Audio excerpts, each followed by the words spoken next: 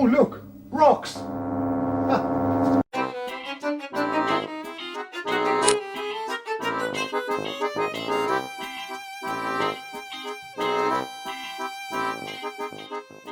Hello everybody, I'm the Imagine Idiot, and welcome back to Aquarama. And welcome to a viewpoint that, from this angle, is currently looking a little underwhelming. A couple of weeks back now, I mentioned that the next section of the park we were going to be working on is the Viking area. And as you can see, we have made a start at that. But we have not made a huge dent in it.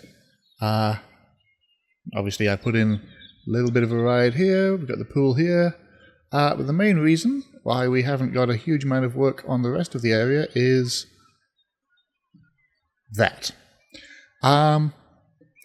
Remember way back when I said that one of the things that takes the most time in this game is a gift shop? That was wrong. One of the things that takes the most time in this game is a fully themed ride.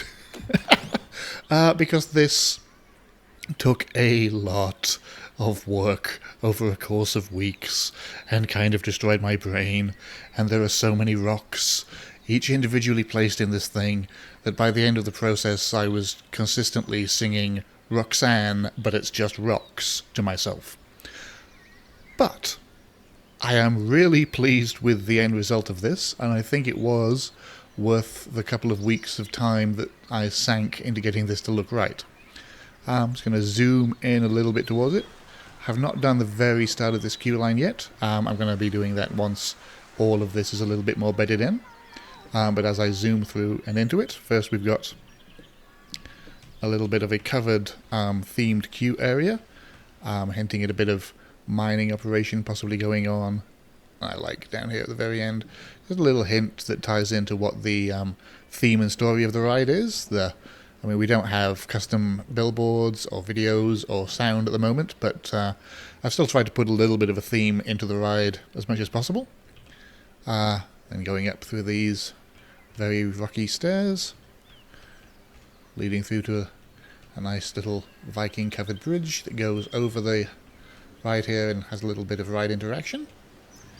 And then down into this, again, heavily Viking themed. All using almost entirely Viking pieces except for this little lamppost here. I wanted to try and get as much of the Viking elements into this as possible, so it's almost entirely Viking. I think these wooden beams are just standard wooden support beams, and I think everything else that I've used almost through the entire ride is a Viking piece, unless it's a standard little effect piece like these fountains here. Not a huge amount of theming in the station, just some nice wooden beams, wooden supports, and braziers to give it a bit of look and feel. And looking on, we got the sweep of the ride here.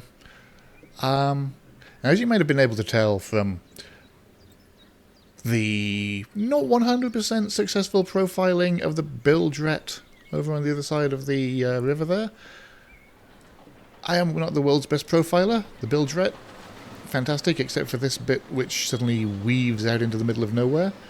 Most of this looks kind of like the ride at Luna Park. This looks like the work of a madman. Not the world's best profiler, but the inspiration for this ride was based on the profile of Ripsaw Falls at Universal Studios Islands of Adventure. But as you can see from some of these moving parts, tweaked and messed around with a little to add some of the new features that you can get with more modern flumes, more modern log flumes. So there's just got some of the turntables in there, going through part of the ride backwards, going through the elevator lift here. So essentially, and I don't know how close I got it to this, but was looking to use the standard layout for Ripsaw Falls, but then add some more interest and excitement by putting in these trick tracks and more modern flume elements. As I said earlier, the majority of this is built out of the tiger rock pieces. Hundreds and hundreds and hundreds of tiger rock pieces forming the majority of the ride cover. And then some very, again, standard Viking scenery pieces to suggest that the trick tracks and the elements in there are using some kind of Viking technology to make this work. So you've got windmills and water mills, suggesting that there's a driving force behind all the trick track elements. Completely unrealistic, but I mean, it's a Viking flume with little glowing rocks in it. It's only going to look so realistic. But I like the look and feel you get at the end. In terms of components, I think the only other thing I have used that's not from the Viking kit is this water wheel, which comes itself from the Mythic pack. And of course, all of the rocks and water pieces are from the Nature pack or the Special Effects packs. Try to use fitting trees for the most part, so most of these, again, are tiger trees from the Nature pack, except this Weeping Willow here, which I've put here to try to hide a certain part of the ride as people are riding around it. But I'm really happy with how this came out. For all the work that was sunk into it, I think we end up with something that looks like I want it to. It has nice path interaction. The sight line looks like I want it to.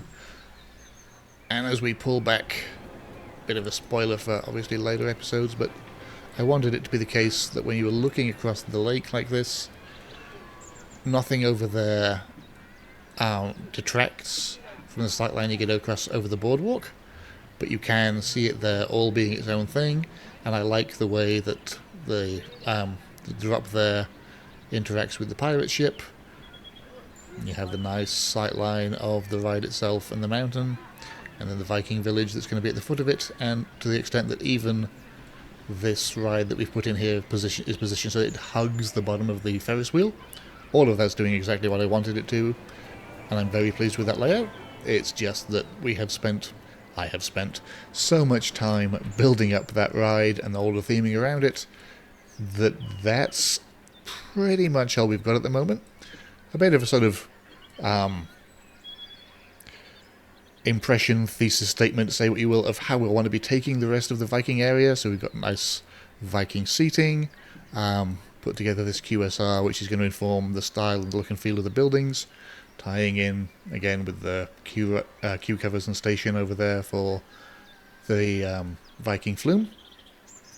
I have put a little bit of dressing onto this. I don't want to put too much onto the actual car itself for this, because it's going to spin around like crazy, and I want it to at least look like it's not going to topple over in a stiff breeze or have things break off and smack guests in the head as it twirls around. But I think we can just about get away with what I've stuck on there.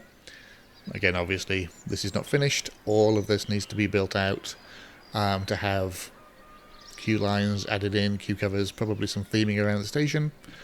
We need more buildings. I'm planning to add something like a longhouse, some kind of dockside area with jetties and dockside buildings here, tying in with the swing ship, which again is probably going to be dressed up with a lot more Viking theming. And I'm probably going to do a little bit more with this, I don't know what yet, to make this a bit more of a focal point. But for the moment, this is what we have for the Viking area. Sorry that this is probably going to be a bit of a shorter episode after 2 weeks of work going into it. You can see where we're heading with the Viking area. You can see how nicely I think this ride has come together. I would love, if anyone out there has any ideas, I would love a name for this ride, because at the moment I don't have anything. I've got something in my head like Ragnarok Falls, and that doesn't really work, but it's sort of in the area I want it to be in. If anyone has any thoughts, please do pop them down in the comments. Would love to hear them. But this is where we are at the moment. And now, let's take a ride on whatever Ragnarok Falls is going to end up actually being called.